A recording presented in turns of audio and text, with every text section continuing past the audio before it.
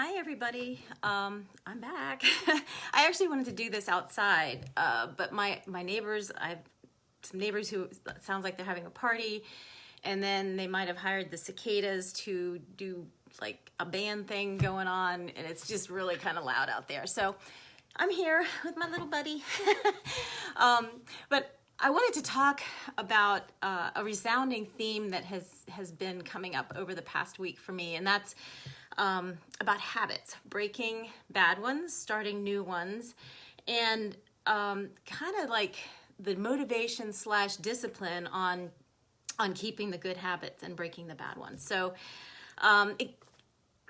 today's Monday, kept feeling like Sunday, but so I'm thinking back on last Monday when I went to the gym for the first time in a week or so after hurting my finger. It's still not completely right, but I had also hurt my knee in the process of falling, or when the chair kind of collapsed underneath me a couple weeks ago.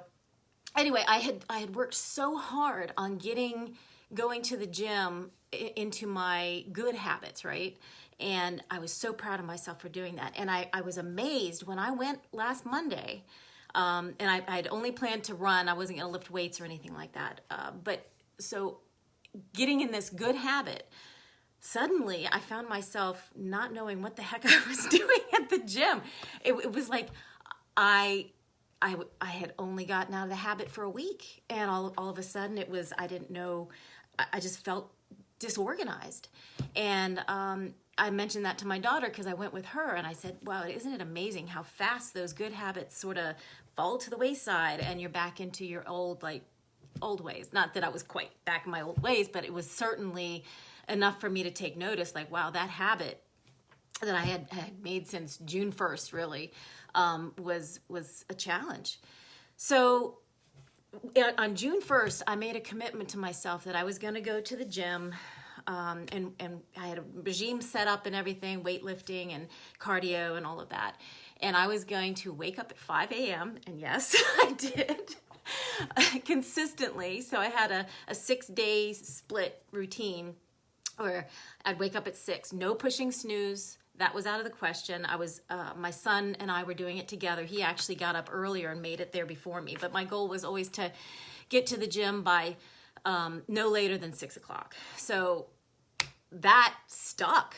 And it stuck for a good, I'd say until mid-April, I think is when we had our daylight savings times, and it was time for me to switch my routine. But my point is that I was hardcore with that routine, but I also remember there was a time I was probably 8 weeks into it, and I was tired. I just simply, when I got up at 5, I was like, are you kidding me? I just don't want to go. And I'm pretty good with listening to what my mind is trying to tell me. And I find that excuses are really your mind's way of talking you out of doing something that you've set your mind to do. So I listened very closely to what my mind was saying to me that morning, and it was telling me all kinds of things like, hey, you're tired, just go back to sleep. You can, work out later after lunch. And I'm like, wait a minute, that sounds good. And I'm like, whoa, I know what you're trying to do. So I'm talking to my mind, and I knew it was trying to talk me out of the commitment that I had made to myself to get to the gym. So long story short, back and forth, for about 5 or 10 minutes, and I knew that there was a window where if I don't go to the gym, I'll run out of time that morning, and my work will start later, and it just wasn't going to work out. So when I found myself at the gym, I was honestly a little surprised because I had almost talked myself out of going. So that's the little trick that your mind does. It tries to talk you out of the things that you want to do. So it was trying to help me. It was pushing me to break that good habit that I had already instilled.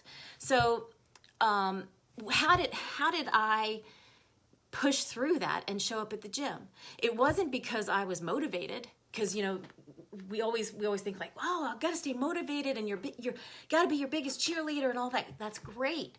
But in times where you just don't feel like doing it, motivation is the last thing that is going to come to your rescue. So what happened was, it was the discipline.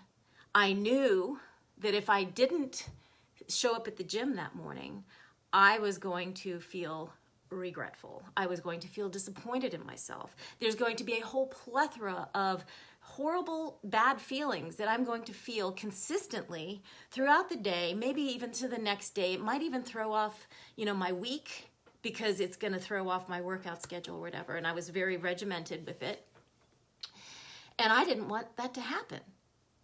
It was not worth, those bad feelings were not worth to me the pain of getting to the gym in that moment. And I read something recently, it was something like, we all have to suffer one of two things as far as discipline is concerned. So you either have the pain of discipline, the pain of having to do something that you don't really want to do, but you have to do it, or that it's good for you to do it, or you have the pain of regret and disappointment further down the road. So either way, you're going to have pain, but which one is going to be the lesser of the two evils? And I would have to say that the doing what you know you need to do because it's good for you and you made a commitment to yourself to do it. So that was my thoughts on that. But so our habits come from being self-disciplined like that. The good ones, we have to instill that self-discipline within ourselves. And then, I think about when your motivation starts to wane and you can't quite get the motivation back, it's that self-discipline that's going to win every single time. It will come to your rescue when you just don't feel like doing it. And, the self-discipline is like, entertaining your thoughts. You have to be disciplined with your thoughts. You don't let them just run rampant in your mind. You're like, whoa, stop. We're not thinking that way. I'm not even going to entertain that. I'm going to put that aside to later, and later it's probably not going to be that big of a deal. So, but we have to stay disciplined in that moment, or else we let those thoughts take over, and then how are we going to feel? Because we know how powerful our thoughts can be. So, and then you also you have to be disciplined with yourself, because there's so many times you want to do something, but you just don't feel like it. It's work, or you're procrastinating a project at work because it's work and it's not fun. But you also know what that feels like when you're at the last minute and you're like, oh my God, the presentation's tomorrow. And you simply have to do it. And how painful is that? And we know we're going to do that to ourselves, right? So just because you don't feel motivated to do something does not mean that you can't do it. That's where the discipline comes in. And discipline can be your friend. So, keeping in mind, pain is temporary. But those feelings that the procrastination or the talking yourself out of doing something that you really wanted to do because it's just kind of tough at the time, the pain of those regrets is so much stronger. So I did get to the gym this week, and I was disciplined with even though I couldn't lift any weights, my hand's still not quite all there. I did manage to run. And so that's the other thing, just because you think that one door is closed doesn't mean that there's one kind of like, hey, you want to test me, give me a push? So I figured, what a great way to do something. And I wasn't necessarily running consistent. I was doing cardio, but it wasn't always running. So I focused on my running, because that's really the only option that I had. And I wanted to do something constructive and feel productive. And so I worked on that, got my pace up mile-wise, and very, very proud of myself for that, because that took a lot of discipline too. And discipline with the thoughts, because I think some of you might have caught a couple weeks ago when I was talking about mile 4 being my Achilles heel, and I don't want to say bad words, but I've got mile 4 down now, because it's here. There's so much of what we can accomplish, and it's all based on here and how we approach things, how our perception of things, and how we talk ourselves through it in our mind. So I hope you got something out of that, because a lot of people were asking me about how do you stay motivated?